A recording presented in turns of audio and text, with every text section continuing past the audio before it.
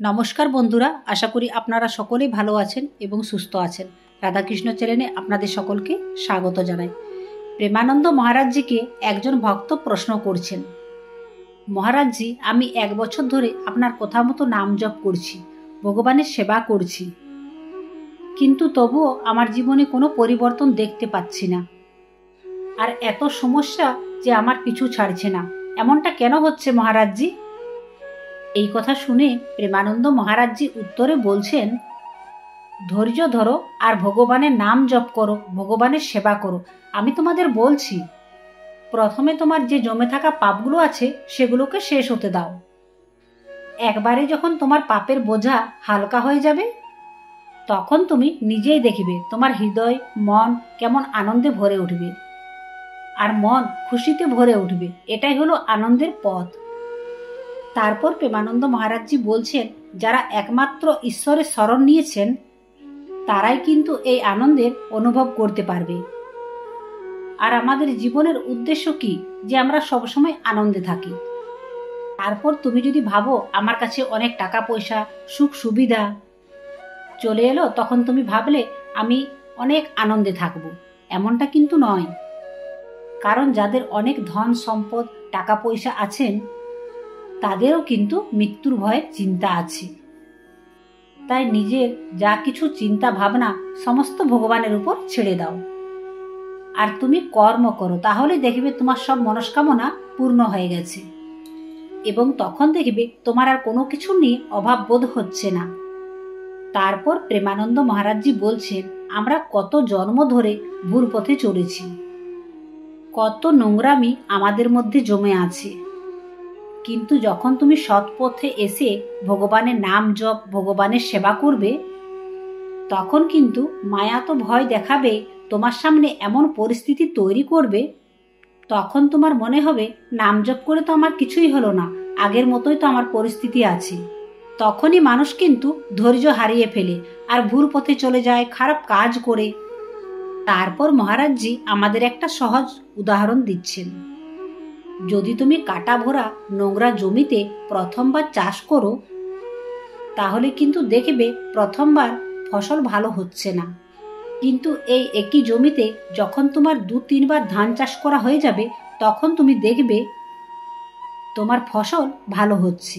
তেমনি আমরাও অনন্ত জন্ম ধরে যা খুশি তাই করেছি, এবং অনেক পাপ জমে জমে আমাদের ভাগ্য খারাপ হয়ে গেছে। তাই আমাদের জীবন এত দুঃখ কষ্টে ভরা।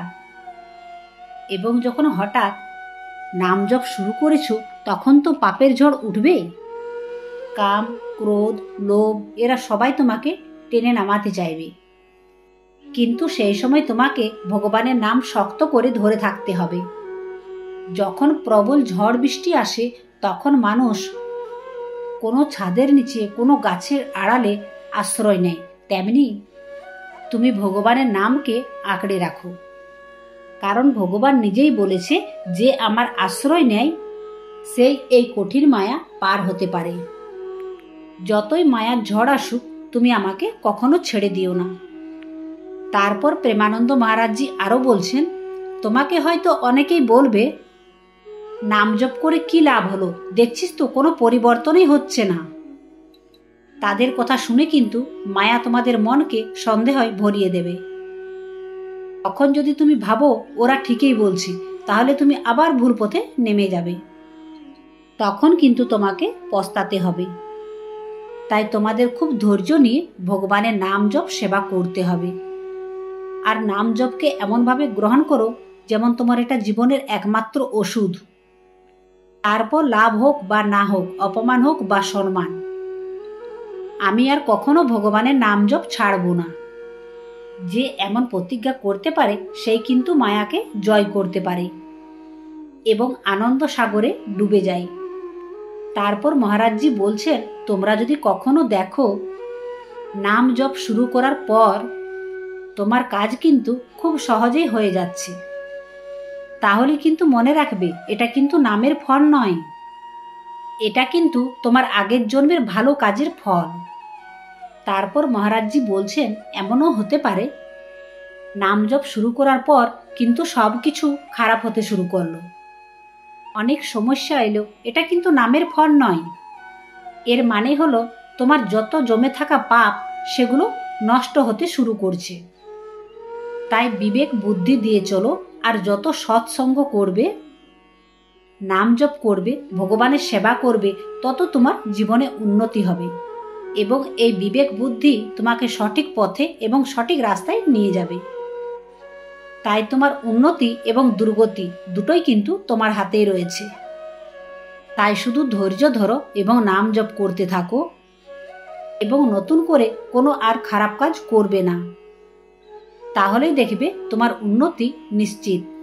তাই বন্ধুরা, তোমরা যদি 1 বছর নাম জপ করো, জীবনে কোনো পরিবর্তন না দেখো, তবু কিন্তু তোমরা হতাশ হবে না।